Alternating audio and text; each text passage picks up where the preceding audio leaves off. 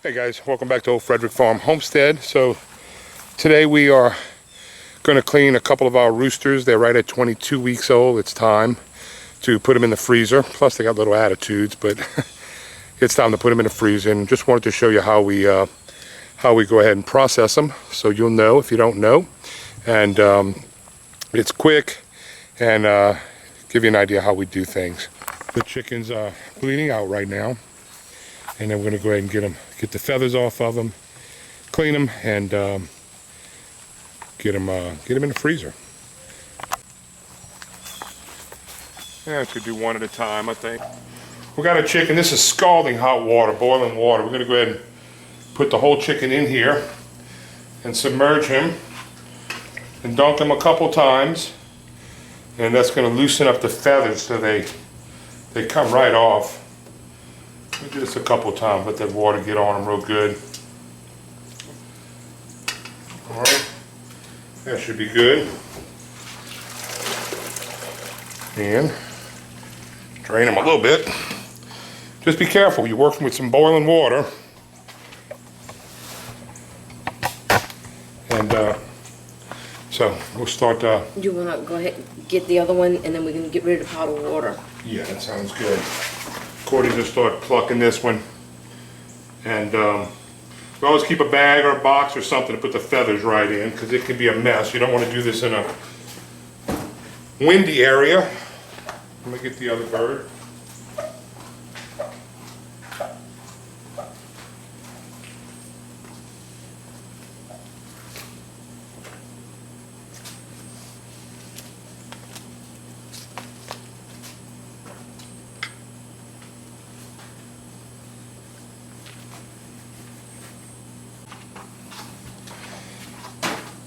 So, all part of having your homestead is trying to be as self-sufficient as you can, growing your own food. And this is one of our things we do, is process our chickens. So we'll have food in the freezer. And Did you mention they're young roosters? but these roosters are 22 weeks old. They're young. If you're gonna process an older rooster, there is a dish, a classic French dish called coq au vin. And vin stands for wine. So it's rooster, slow cooked in a red wine. And when I make coq au vin, I like doing it either in a nice Burgundy, Cabernet, or even a port, wonderful port wine. For coq au vin, slow cooked rooster and wine. And what you get, I mean, it's going to cook for hours and hours. Maybe I'll show you that one day. But the finished product is just a wonderful flavored bird. Very tender, because it's been cooking for hours and hours and hours in wine. And the meat actually turns the color of the wine, the purple, you know. Of course, we like to take our little roosters and process them right at 22, 23 weeks. And you can see the feathers, everything comes right off when you're processing them. I'm gonna move this water. While Courtney's doing that, so we don't have an accident.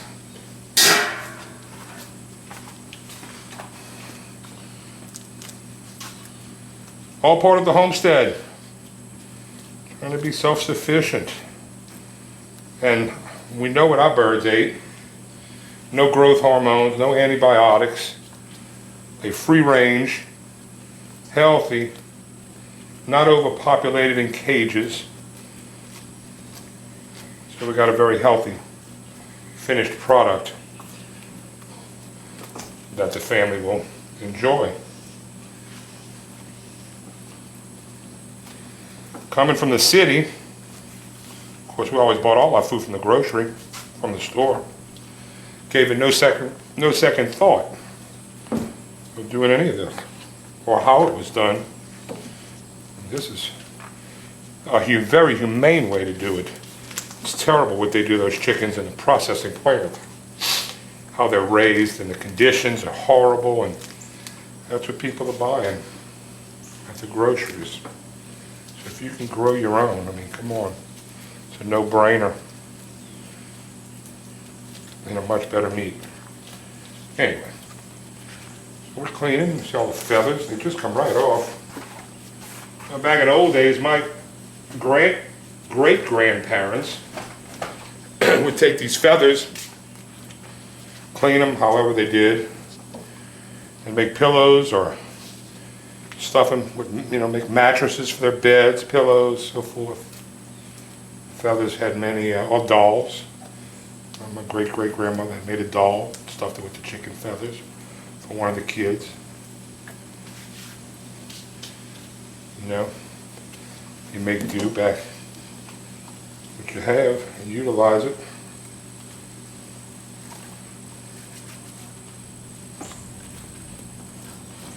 So that is how we do our birds. And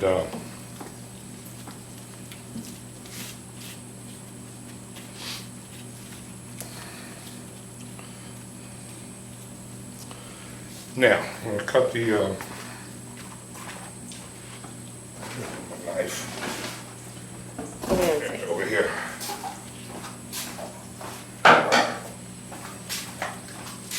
I'll tell you what, it's hot in South Mississippi in July now. I kind of break this little, right above the leg here. Break the little joint a little bit, and just cut that.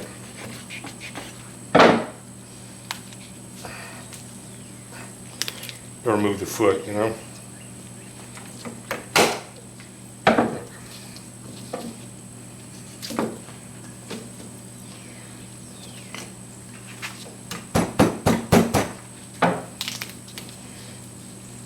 Cartilage is pretty easy to get through. Sharp knife. Always have a sharp knife. Dull knives are dangerous. Cut yourself. Now, if you want to make good chicken stock, you can always boil the legs, boil the feet. Some people eat them. I don't particularly care for them, but I have tried them. But it makes a good chicken stock with the other bones and so forth. So I'll rinse these off and get these other little feathers off of it. I'm going to take the inside out first. I'll move this top piece of paper with these feathers on it. We'll put some newspaper down, just a easy cleanup. It just folds up and throw it in the trash.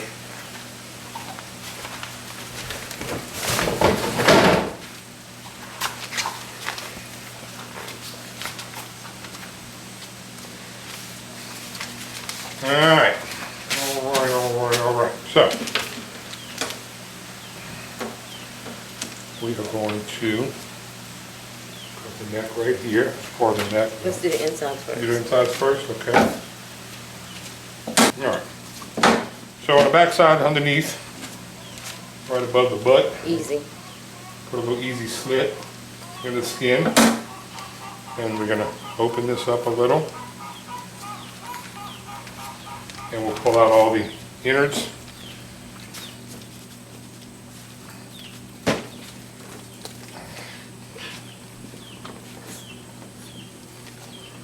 It's got to be easy. There's a little sac in it you do not want to rupture, which we're good.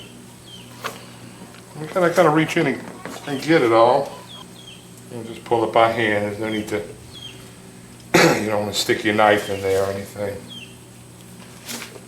Any excess fat, we're just going to trim that off.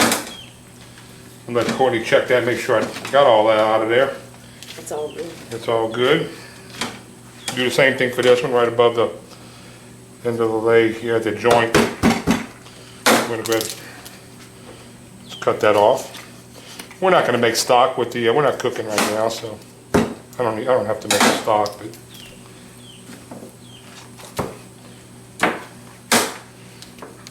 we'll discard those or give them to the dogs.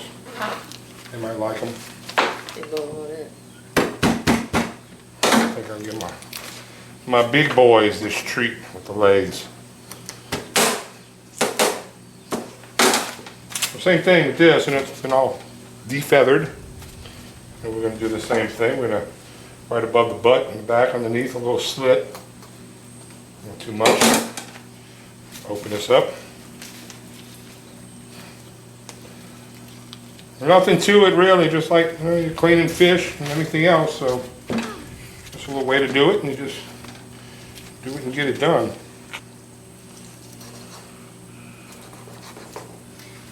And Necks off. I'm going to cut the necks because we don't need that excess part of that.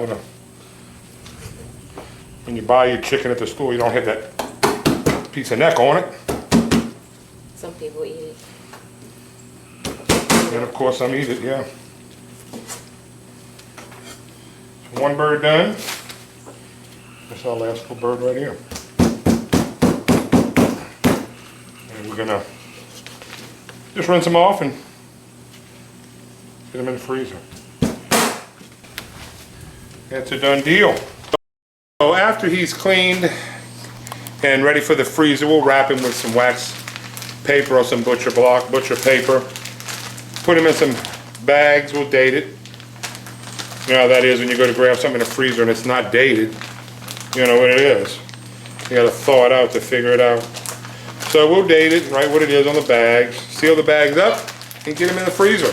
And we got some chicken now in the freezer. That's a good thing. Share that with you. The dogs are gonna get some natural chicken treats. They're gonna love this. Good for them. And anyway, it's all part of having a farm, having a homestead, and growing towards being more self-sustainable with our food on the farm. So, all good stuff. Wanted to share it, guys. Thank you again for joining us at Old Frederick Farm Homestead in southern Mississippi. Hot southern Mississippi in July. Can only imagine what August is going to be. And anyway, we appreciate you joining us. If you like our videos, please give us a thumbs up, share, subscribe to our channel. Guys, we hit 500 subscribers this week. I wanted to do a video. We lost our little Tom Turkey. Been looking for another one. On Marketplace, some of these poultry groups I belong to, a lot of these comments and sites I was referred to by people, whoever, they're scammers, that's who it was. Well, nothing but scams. They wanted me to send money and they would not give me information on the Tom that I needed and this and that, and I just, unbelievable. I learned a valuable lesson. I don't mind, if you're gonna order, I believe if somebody's posting something on pictures and you can contact them and they'll give you a call on the phone and talk to you, they're probably legitimate. But people that's not going to talk to you on the phone and answer questions and just want you to send money through PayPal or other means, that's BS. That's bull. If you're going to order birds online, look for a reputable hatchery. Just Google it, find it, a hatchery that will ship if you want it shipped. There's many different hatcheries online that are legitimate. They might not be nearby, but shipping is a good way to receive your birds. If it's legit, do a little research, a little reviews on them, read some of the reviews on them, and go through a hatchery instead of maybe Facebook Marketplace groups and stuff like that. All right, that's my ranting and raving for today. Thanks again. Like and share, subscribe. 500 subscribers. Guys, thank you very much. Wow, I had no idea. Thank you. I'm humbled by that. Well, I get off track quick, huh? I think it's my age.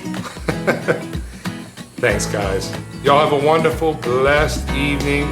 Glad we could share this with you. I hope it didn't gross out anybody. It's what it is. If you saw how they do things in these big chicken processing plants, it's horrible. If you could find somebody local in your area that sells free range, you know, poultry and so forth, you know, that's where you want to go and get your stuff. All right, that's enough. Guys, thank you. Blessed week, blessed evening, and just have a great day. Thanks again for the subscriptions, and we're going to keep pushing forward and try to get some good stuff for you.